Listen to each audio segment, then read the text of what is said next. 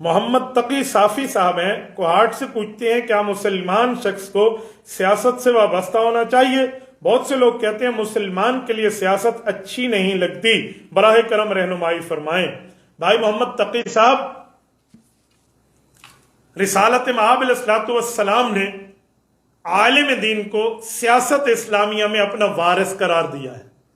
اگر عالم دین ہے تو وہ جیسے تبلیغ فی سبیل اللہ، جہاد فی سبیل اللہ، تدریس فی سبیل اللہ، تعلیم فی سبیل اللہ، تجوید فی سبیل اللہ، اس طرح خطبہ، اس طرح نماز، اس طرح امامت، اس طرح خانقاہ کے معاملات، اس طرح جنازہ وغیرہ کے پڑھانے کے معاملات، نکاح تک یہ پیغمبر کی وراثت میں کرتا ہے، تو عالم دین سیاست اسلامیہ بھی پیغمبر کی وراثت میں کرتا ہے۔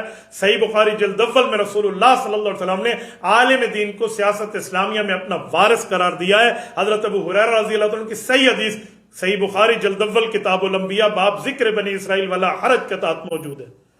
تو اگر عالم دین ہے اس کے لیے تو ٹھیک ہے۔ جو عوام ہے، عوام کو دین میں حصہ ملانا چاہیے۔ اگر آپ کے پاس اور کوئی وقت بھی نہیں ہے، آپ کاروبار میں 100% مصروف ہیں، تو آپ کو کم از کم دینی معاملات میں اتنا علم حاصل کرنا چاہیے کہ آپ 24 گھنٹے کی زندگی شریعت کے مطابق گزار سکیں۔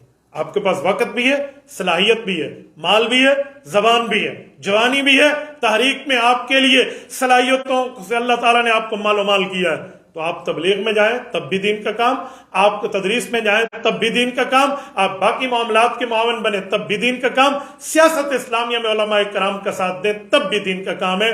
جس بندے نے آپ کو کہا ہے سیاست سے علیحدہ ہو جائیں، شاید اس نے ان دنیاوی لوگوں کے سیاست کے بارے میں کہا ہو جن لوگوں نے سیاست میں جھوٹ بولنا، سیاست میں کرپشن کرنا، سیاست میں علماء کی پگڑی کو اچھالنا، سیاست میں گالیاں دینا یا سیاست میں عورتوں کی عزت اچھالنا سیکھا ہے، ان سے بچنے کا کہا ہوگا۔ آپ کو جمعیت علماء اسلام، علماء کرام کی سیاست سے دور رہنے کی بات کوئی مسلمان عالم دین نہیں کر سکتا۔